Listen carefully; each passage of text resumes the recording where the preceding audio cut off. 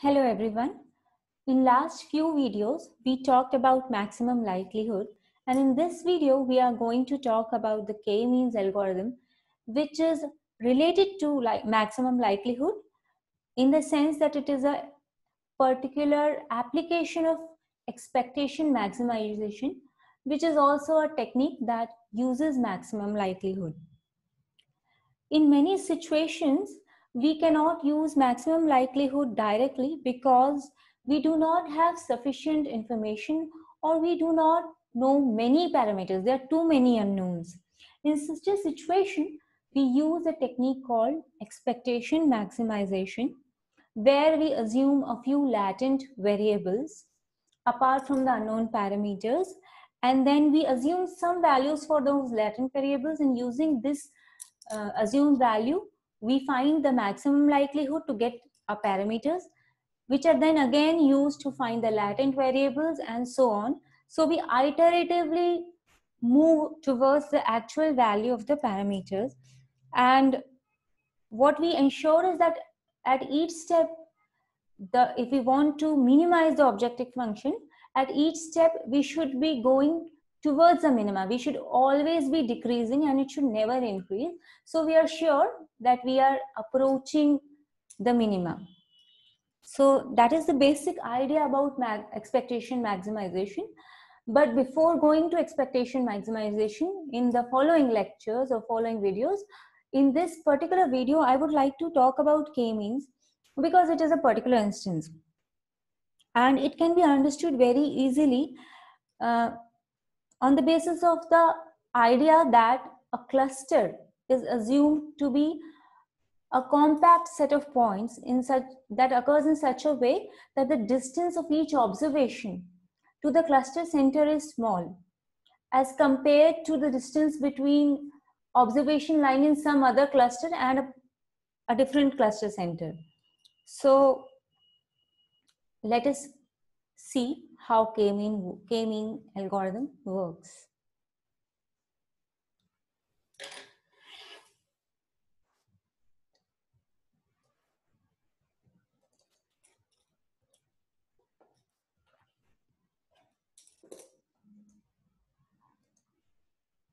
So here we can see the objective function for the K-means algorithms. So just as I said, we assume, so one thing is there in K-means that we should know beforehand how many clusters are there. So here we have assumed that there are C clusters, small c, and for each cluster, the cluster center is xi bar. So here you can see for each observation lying in a particular cluster, that is x belonging to Ci, we find the difference between x and the particular center x bar I. And we take the square of this distance and we sum over all the observations lying in a cluster and all the clusters. So for each cluster, we take all the points, find their distance from the center and sum over all clusters. So this is quite an intuitive, easy to understand objective function in the sense that it seems quite natural thing to do.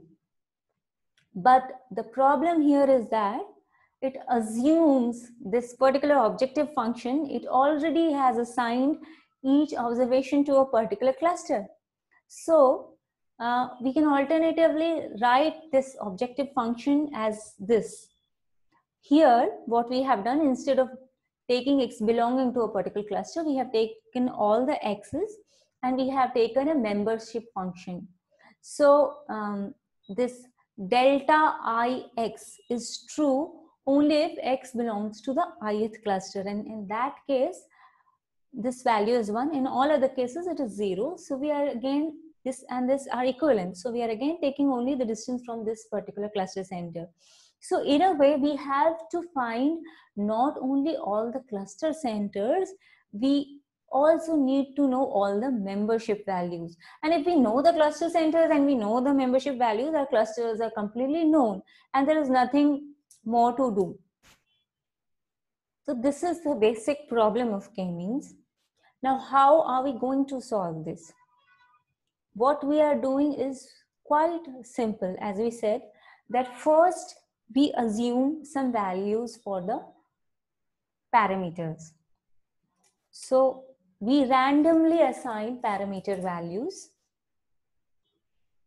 So this is not mentioned here, but yes, we initialize all the cluster centers, which are our parameters. This is done randomly. And then what we do is we see each of the samples or each of the observation, and we find which cluster center is nearest to that observation, and we assign that observation to that particular cluster. And after we have done this with all the observations, then we find our clusters. And for these new clusters, we find the cluster center, which we update. So we have found all the observations belonging to each cluster. Using these observations, we find the new cluster center. How do we find the new cluster center? Is using the maximum likelihood.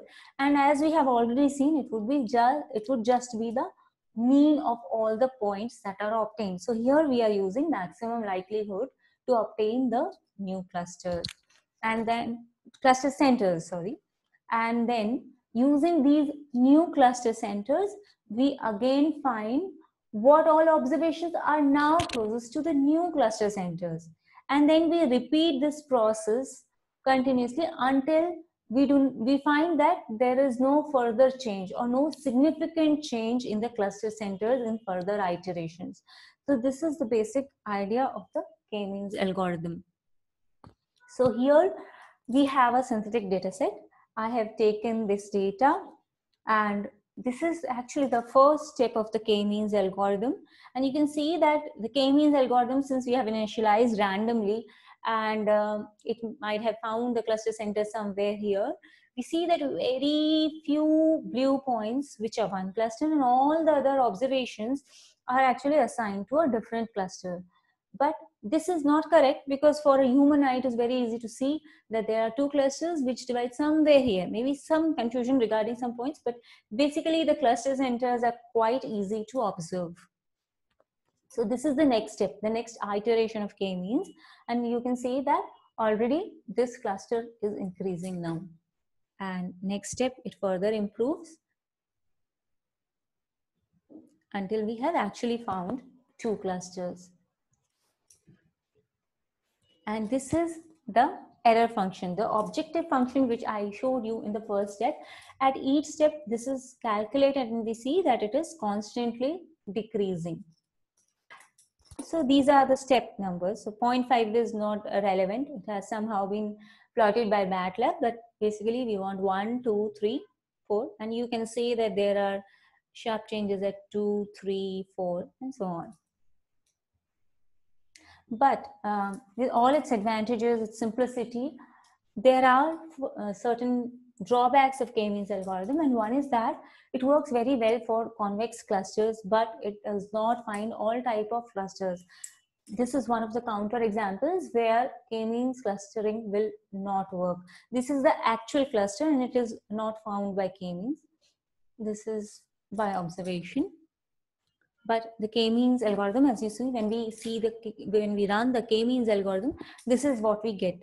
So the K-means is not able to separate such cases. That is because here in this particular case, this is an extreme one, both the cluster centers actually coincide. And so it is not true for this case that the observations are close to the cluster mean, because here for this cluster mean also, the observations in this cluster are closer. So K-means will not work properly here.